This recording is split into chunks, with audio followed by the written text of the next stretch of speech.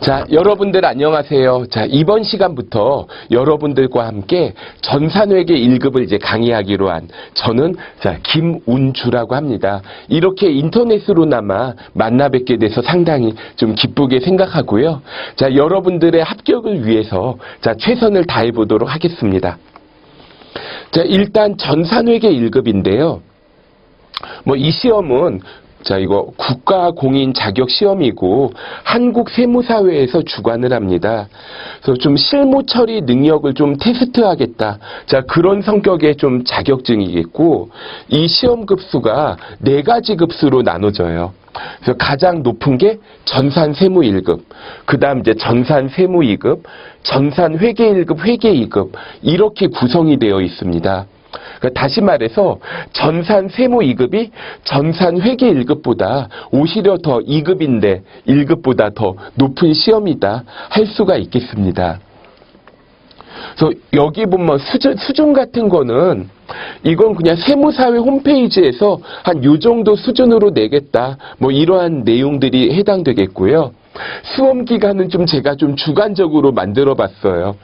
그래서 가끔 처음에 공부 시작할 때 어떤 자격증을 따고 싶은데 이거 얼마 정도 공부해야 되나요? 하고 막 물어보시는 분들이 계세요. 근데 이거는 여러분들 하기 나름인 것 같아요. 좀 공부하실 때 이게 집중을 잘해서 공부를 한다거나 공부 쪽으로 탁월하신 분들 계시죠.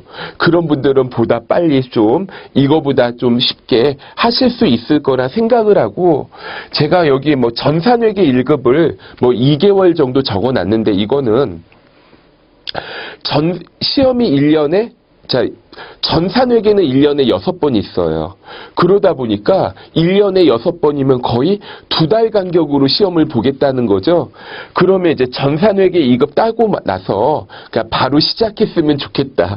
이런 측면에서 제가 그냥 2개월 이렇게 적어봤어요. 자, 시험에서 이제 테스트하는 범위입니다. 이 시험은 한 번에 이론하고 실기를 같이 봐요. 그러니까 여러분들이 시험 문제를 풀 때 이론부터 문제를 푸셔도 되지만 실기부터 문제를 풀어봐도 됩니다. 그러니까 이럴 수 있죠. 내가 만약에 이론 문제를 좀 빨리 풀 수 있다면 실기에 보다 많은 시간을 배분할 수가 있겠죠.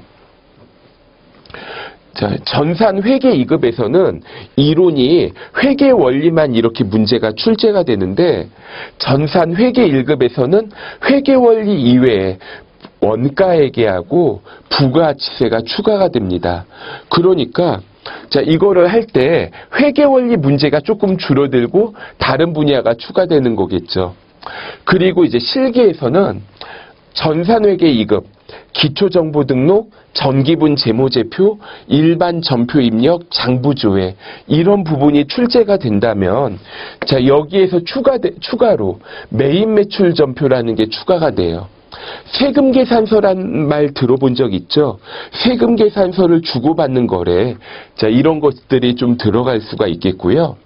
결산이라는 파트가 들어갑니다. 프로그램을 이용해서 결산을 하겠다, 이런 부분이 추가가 돼요. 세무 2급하고 세무 1급은 그냥 우리 나중에 합격한 다음에 고민해 보도록 하시죠.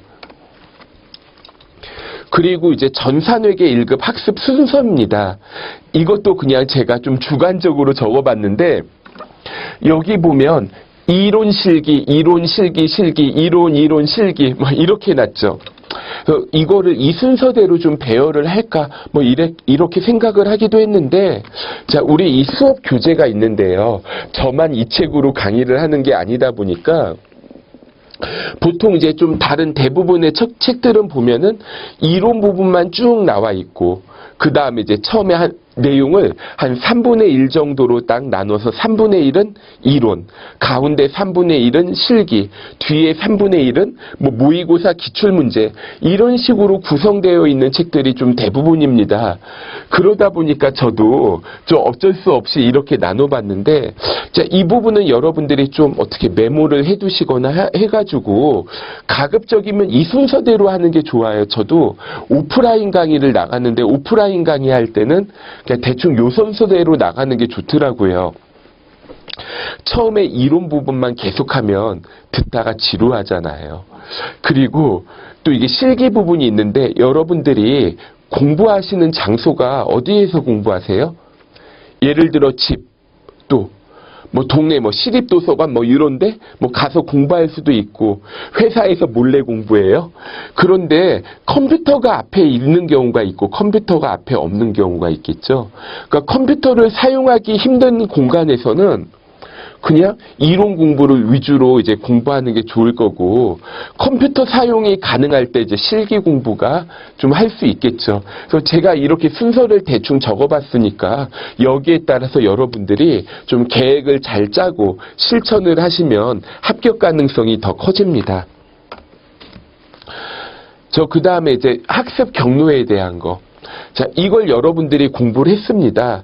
근데 공부할 때 첫 번째로 전산회계 1급 이 강의를 들으면서 동시에 대비하면 좋은 거, 그러니까 난이도가 좀 비슷한 것들, 또는 전산회계 1급보다 좀 낮으면은, 그러니까 전산회계 1급을 하면 예를 들어 전산회계 2급이 또 쉬워지겠죠? 그래서 이런 것들 좀 정리를 해봤어요. 이런 시험들이 있는데 같이 공부하면 좋지 않을까 생각을 해봅니다. 그리고 자, 전산회계 1급을 땄으면 그 다음에 이거보다 높은 거 전산 세무 2급, 전산 세무 1급 이런 순서대로 여러분들이 학습 진로를 좀 짜보실 수가 있을 것 같습니다. 자, 본 강의의 특징. 자, 첫 번째. 자, 우리 책에 써 있는 저자, 제 이름 써져 있죠. 저 단독으로 나와 있는데, 아무래도 강의를 할 때 저도, 이게 본의 아니게 이제 남의 책으로 강의를 해야 될 때도 있고, 막 그러거든요. 그러면 뭔가 조금 부족해요. 그래서 자꾸 막 유인물을 내준다거나, 책대로 강의를 못 나간다거나 뭐 이런 경우들이 좀 종종 생깁니다. 그런데 제 책으로 강의하면 제가 책을 쓸 때 필요하다고 생각하는 거 위주, 강의할 때 이 내용 있었으면 좋겠다 이런 게 막 들어가 있겠죠. 제가 직접 강의하다 보니까 장점이 있고, 그 다음에 두 번째 뭐 카톡 상담이라고 했는데, 자, 여러분들이 이제 수업을 듣다가 모르는 게 생겨요. 그럼 질문을 하고 싶겠죠. 그럼 이제 이게 인터넷 강의다 보니까 인터넷 홈페이지 들어가서 뭐 고객센터나 뭐 자유 게시판이나 이런 데 가다가 뭐 질문을 하실 수 있을 것 같아요. 그러면 이제 제가 이걸 보고 답변을 해야 되는데 좀 시간이 걸릴 수가 있습니다. 그 어떤 막 예를 들어 뭐 고객센터 뭐 이런 데 이제 글을 올리면 또 저는 이제 그 게시판을 못 봐요. 그러면 홈페이지 관리하시는 분이 저한테 이제 메일을 보내서 이런 질문이 왔는데 좀 선생님 답변 좀 해주세요. 그럼 제가 그걸 보고 답을 해주고, 그럼 또 홈페이지 관리하시는 분이 그래서 답을 해주고, 시간이 많이 걸리겠죠. 특히 금요일 날 뭐 오후 늦게 뭐 질문을 하면 월요일이 돼서나 뭐 답변을 듣고 막 이러잖아요. 그래서 제가 이 강의 끝나고 이제 다음 강의 두 번째 강의에서 제 카톡 아이디를 알려드릴 거예요. 그럼 여러분들이 이걸 친구 추가를 하신 다음에 질문하시면 되겠죠. 또 물어보실 때 예를 들어 300페이지에 있는 내용이 이해가 안 돼요 하고 막 문제를 막 쓰시는 것보다 300페이지 화면으로 딱 찍어가지고 핸드폰으로 찍어서 카톡으로 뭐 이거 이해 안 돼요 하면은 제가 이제 책이 없어도 그 사진 보고 답변이 가능하겠죠. 제가 강의하는 과목이 좀 10개가 넘는 것 같아요. 그래서 모든 책을 들고 다니질 못하니까 또 이게 그냥 뭐 질문을 하는 것보다는 좀 문제를 같이 보여주면은 좀 제가 보다 빨리 신속한 답이 가능할 것 같습니다. 그 다음 이제 세 번째로 NCS 국가직무능력표준 뭐 이걸 적용했다고 했는데, 우리 책 표지에도 보면 NCS 국가직무능력표준 뭐 이거 적용했다고 써놨습니다.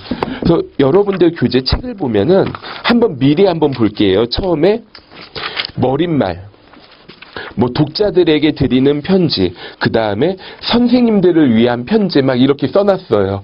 선생님들 이거 좀 가르치는 분들이 또 필요할 수가 있는데, 뭐 NCS에 대한 게 있어요. 이건 뭐냐면은 공기업이나 아니면 이제 대기업 등에서 이제 직원을 채용을 할 때 이게 너무 이제 옛날에는 그냥 학력 또는 뭐 자격증 이런 걸 보고 뽑았다면 다들 요즘에 스펙 좋잖아요.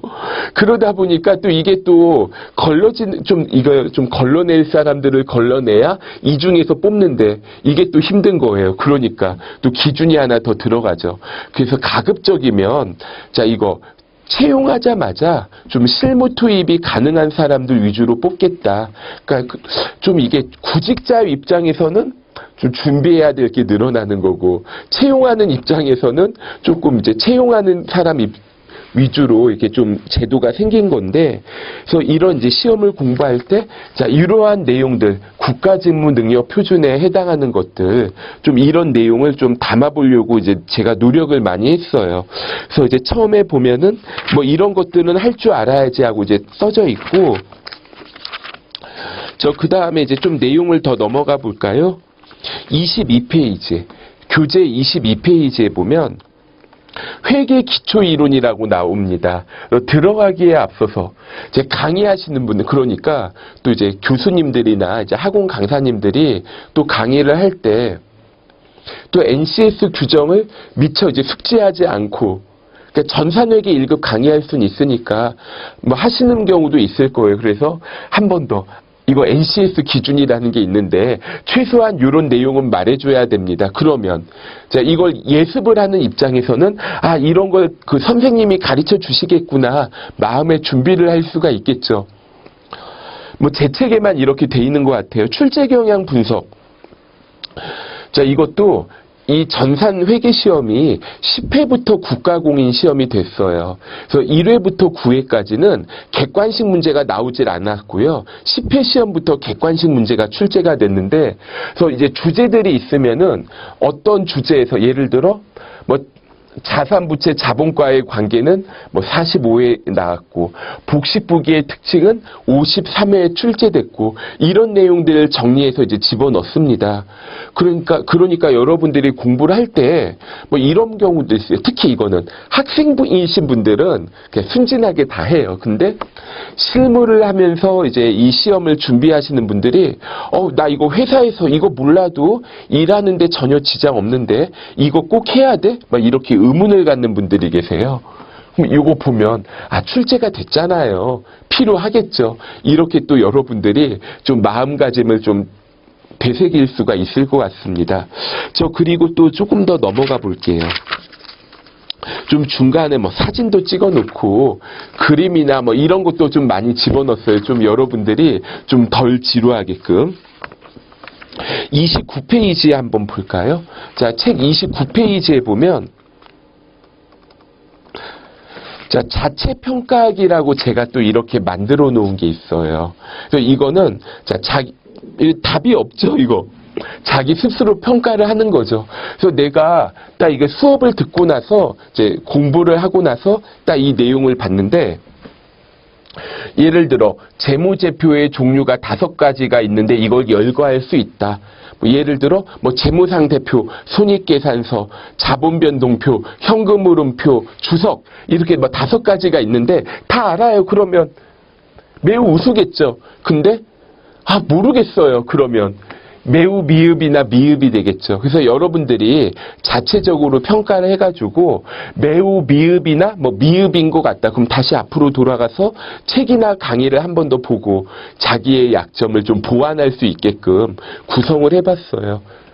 그래서 제가 이게 지금 전국에서 이제 전체 출시되고 있는 전산회계 1급 책이 제가 알기로는 한 50종이 넘는 걸로 알고 있는데, 뭐 이걸 이렇게 넣은 책이 저밖에 없는 것 같아요. 사실은 뭐 이걸 넣다 보니까 또 연구도 하고 그러다 보니까 좀 책 출시도 2016년 책도 늦어졌는데 여러분들을 위해서 조금 노력하다 보니까 뭐 이렇게 된 거다. 좀 이해를 해주셨으면 좋겠고요. 그리고 좀 제가 좀 강의를 조금 드려볼게요. 그러니까 보통 이제 오리엔테이션을 할 때는 뭐 이런 게 있어요 하고 이제 제 자랑만 하고 끝나는 경우가 많은데, 또 강의는 어떻게 좀 할 것인가 좀 설명을 같이 드려보겠습니다. 자, 여러분들 교재 보시면 22페이지. 뭐 이거 들어가기에 앞서는 이건 가르쳐 주시는 분들이 보셔야 되는 거니까, 그러니까 저는 여러분들이 그냥 보고 아, 이런 거 하겠구나 생각하시면 된다 했죠. 출제 경향 분석, 그러면 여러분들이 이런 것들 이제 알아야 되겠군요. 자, 먼저 회계의 의의에 대한 거를 우선 좀 살펴보도록 할게요. 나 이제 회계 공부할 거야 하면은 주변에서 뭐라고 해요? 운주야, 회계가 뭐냐? 뭐 이렇게 물어봤을 때 제가 돈 계산하는 거요, 이렇게 대답할 수는 없잖아요. 50종이 넘는 걸로 알고 있는데 뭐 이걸 이렇게